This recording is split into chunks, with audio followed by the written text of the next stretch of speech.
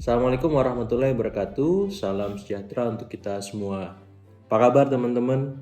Dimanapun berada, semoga semua dalam keadaan sehat dan tetap semangat. Kali ini saya coba mengulas soal survei terkait elektabilitas partai-partai parlemen maupun non-parlemen yang dirilis maupun tidak dirilis ya oleh teman-teman lembaga survei kredibel yang menurut saya menjadi sebuah temuan yang menarik. Tapi sebagai sebuah pengantar, sedikit banyak elektabilitas partai-partai non-parlemen banyak ya terrealisasi ataupun terwujud karena salah satu dan salah duanya ketika mereka berada di pemerintahan ataupun hari ini ya semua terlibat.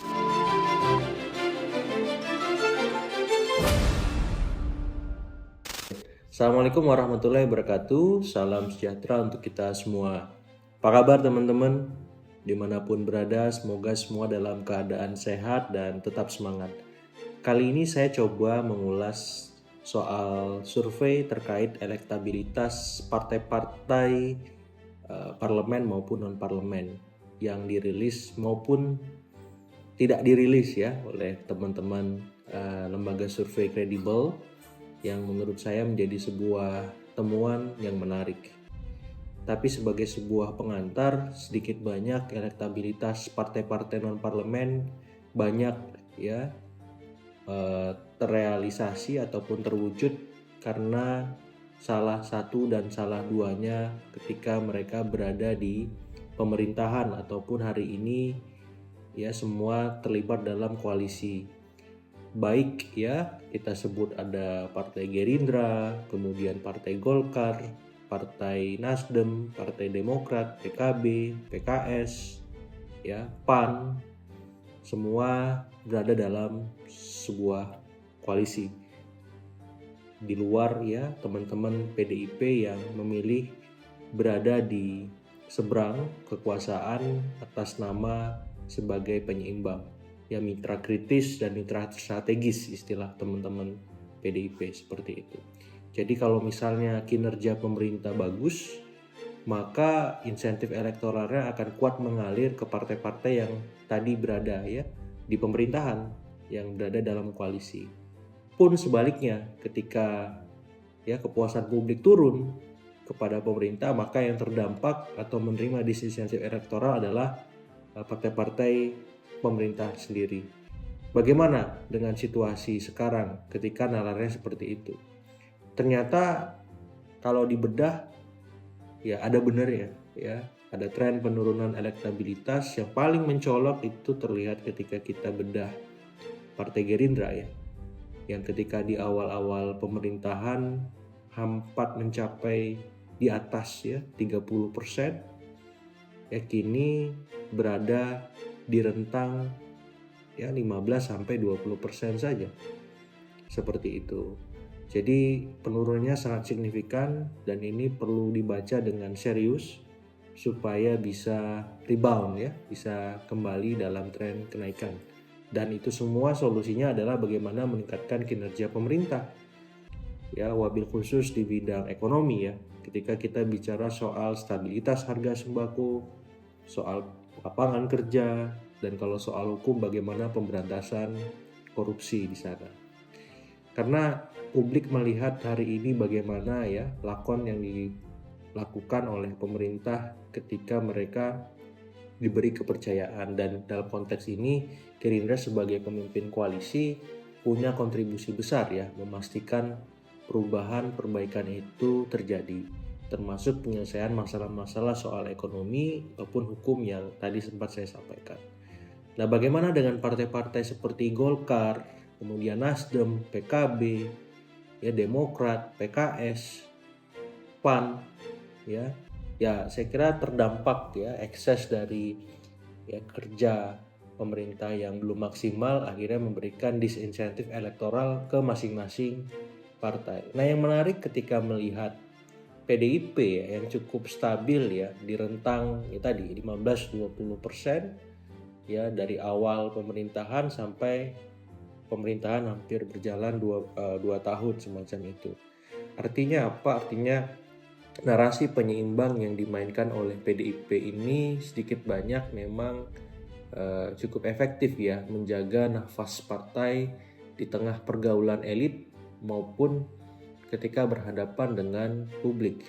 PDIP bisa bicara sangat strategis ya maupun taktis ya, walaupun ini bukan posisi yang cukup pas dengan DNA mereka yang biasanya seterang matahari terbit ketika ya pemerintahan SBY berlangsung semacam itu.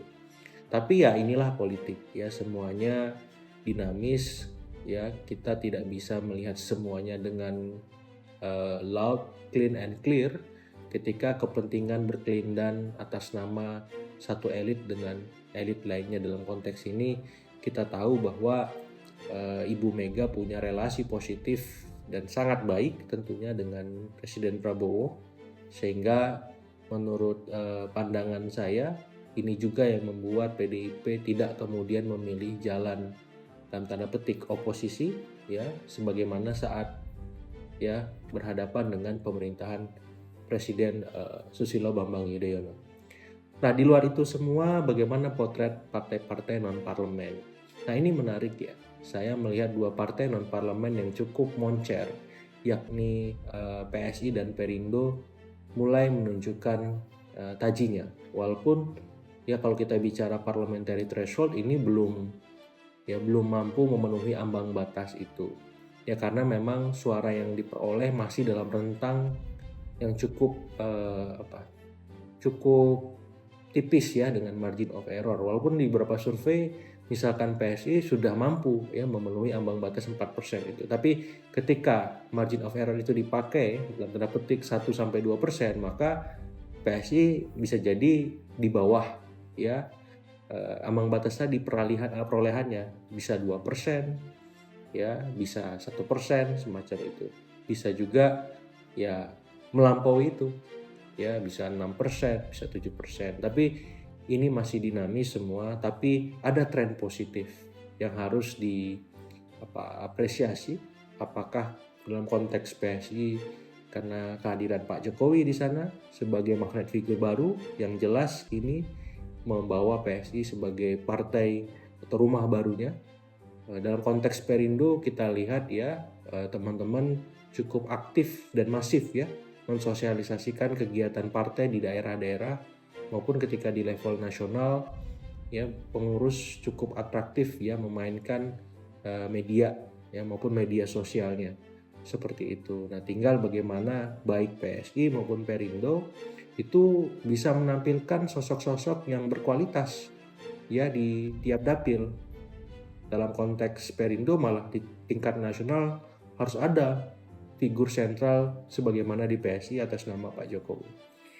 Nah, tantangannya kemudian bagaimana kedua partai non-parlemen ini berjuang bersama dalam kaukus yang sudah mereka dirikan untuk memastikan bahwa parliamentary threshold itu diturunkan tanpa ada utak-atik gatuk yang signifikan yang sedang dibahas di Komisi 2. Ya, supaya apa? Supaya suara yang hilang di masa pemilu sebelumnya tidak terulang lagi. Berapa? 17 juta ya. Lebih itu suara yang kalau misalkan dijadikan sebuah fraksi di parlemen itu akan menjadi sebuah arahan perjuangan baru bagi publik untuk ya memastikan aspirasi kepentingan mereka bisa tersampaikan dan bisa diubah menjadi sebuah kebijakan. Nah, saya kira hal itu menjadi hal-hal yang cukup menarik untuk disampaikan karena kita tahu bahwa party ID di negeri ini cukup rendah ya, di bawah 15%. Otomatis kita harus menjaga partai sebagai sebuah instrumen utama demokrasi agar tetap sehat dan mampu memberikan fungsi-fungsi yang berkualitas. Sehingga masyarakat merasa punya perwakilan ataupun terwakili dengan optimal. Walaupun itu bukan tugas yang mudah di tengah ya masa pemilu masih relatif jauh. Walaupun bagi partai-partai non-parlemen ini sudah sangat dekat ya, karena tahun depan adalah tahun masa proses pentahapan pemilu terjadi dan bagaimana kemudian mereka bisa harus lolos ya verifikasi administrasi maupun yang sifatnya faktual oleh KPU. Dan ini bukan hal yang mudah, ya.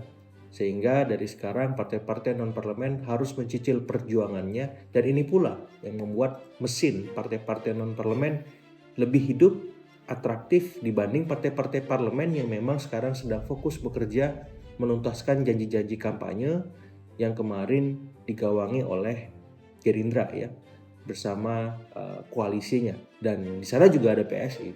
Tapi tugas PSI ini menjadi double karena dia salah satu ya dari beberapa partai non parlemen yang tergabung dalam pemerintahan yang harus juga berjuang untuk lolos ya sebagai peserta pemilu tahun 2029. Nah, di luar itu semua saya kira memang partai-partai non parlemen maupun parlemen mulai akan berburu tokoh-tokoh sentral ya, bukan hanya di tingkat nasional tapi yang paling utama di tingkat dapil, untuk menjaga suara mereka, untuk memastikan raihan elektoral mereka bahkan bisa meningkat dari pemilu sebelumnya. Nah, apakah itu mudah? Apakah itu sesederhana kita yang menyampaikannya? Tentu tidak. Tapi yang jelas partai selama ini bisa survive, eksis, bahkan suaranya melampaui hasil survei ya ketika memang mampu memastikan mereka bisa menjadikan kader mereka tokoh di tiap dapil ataupun menaturalisasi tokoh-tokoh dari partai lain maupun tokoh-tokoh masyarakat yang relevan dengan kebutuhan konstituen di sana. Yang jelas kita akan menantikan itu, dan yang paling penting kita harus terus mengawal demokrasi kita bersama partai. Mungkin dari saya sebagai pemantik demikian, terima kasih. Assalamualaikum warahmatullahi wabarakatuh.